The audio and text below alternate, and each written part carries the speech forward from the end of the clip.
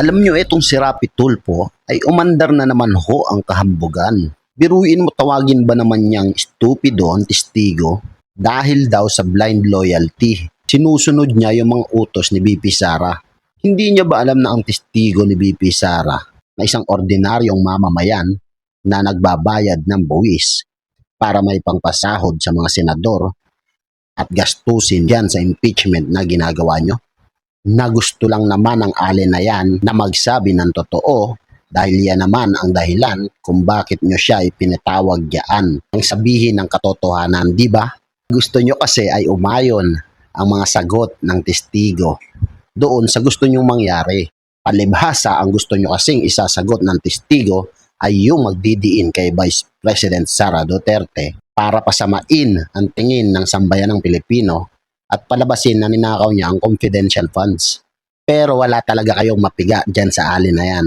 Kaya naman ang ginagawa nyo ngayon ay binabastos nyo at iniinsulto. Etong pinapakita ni Rapi Tulfo na kayabangan, kabastusan at kawalang galang bilang isang senador na walang modo. Pero dapat hindi yan kinukonsinti ni Chis Escudero. Pero alam naman natin na hawak sa leeg itong mama na to. Hindi na ho maganda ito ang ginagawa ni Rapi Tulfo. Dahil kahit hindi mo gusto ang kanyang mga isinasagot at hindi umaayon sa inyo o sa gusto mo, pero wala kang karapatan bastusin, alipustahin at insultuhin ang buong pagkatao niya. Bakit may ebidensya ka ba na sinusunod niya mga maling inuutos ni Vice President Sara Duterte para idiin niya ito? Hindi ba dapat kayo ang magpaliwanag sa taong bayan kung bakit nasasangkot ang pangalan niyong magkapatid na nakakatanggap din kayo ng pera? Di ba yung kapatid mo si Erwin Tulfo ay binanggit siya ng 18 Marines na isa siya sa mga hinatidan din ng pera sa kanyang bahay? At ikaw naman ay nabanggit sa revelation ni Alcantara at Bernardo sa Sandigan Bayan at itinuturo ka na nakinabang ka sa bilyon-bilyong pera na involved sa flood control scam. Itong party list na negosyo nyo magkapatid na ACT-CIS, itong magkakapatid na YAP ay tinuturong na nagbigay ng 100 million pesos sa inyong kampanya at iba pang mga transactions. Ay sangkot din ho ito sa flood control scam. Tinuturo ho sila ng mga taga DPWH na tong si Henry Alcantara at si Yusik Bernardo. At hindi lang yan dahil lumabas din ho ang pangalan nila sa Cabral Files na hawak-hawak ho ngayon nitong si Kong Leandro Nibiste. Kaya naman kung makaasta ka ay parang wala kang bahid ng korupsyon at parang napakalinis mo na base yan sa mga sinasabi ng mga testigo laban sa inyong dalawang magkapatid.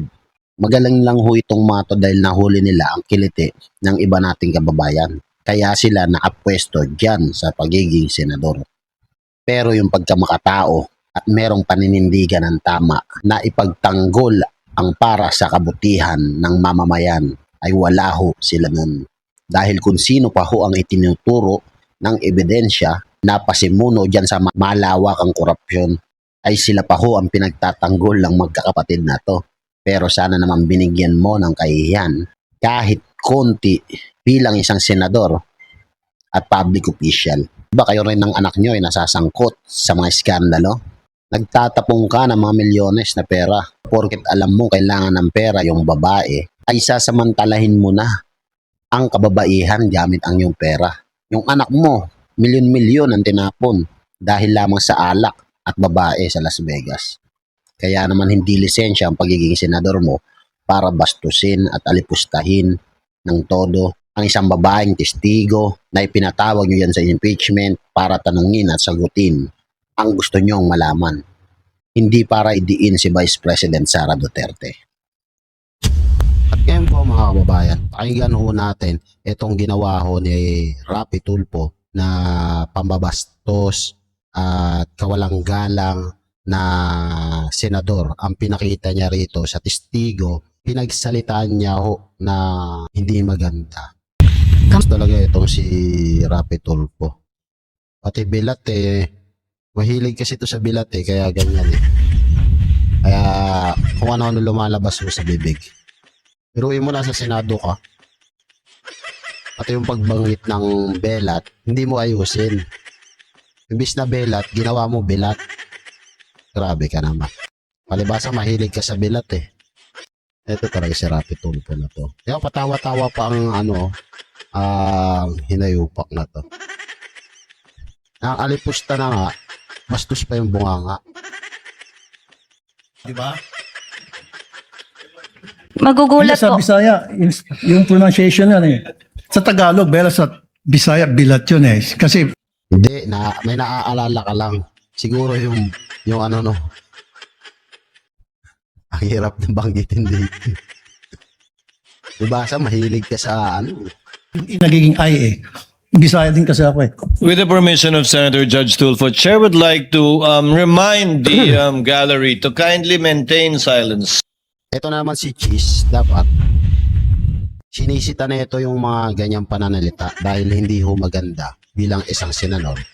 Ikaw pa, isa ka pang judge, dapat hindi mo pinapayagan na magsalita si Rapi Tulfo ng kawalang modohan na pananalita, lalo na nandyan kayo sa Senado na itinuturing kayo ng mga kababayan natin na kagalang-galang, karespe-respeto, pero kayo mismo hindi nyo pinapakita sa sambayan ng Pilipino na dapat kayong respetuhin.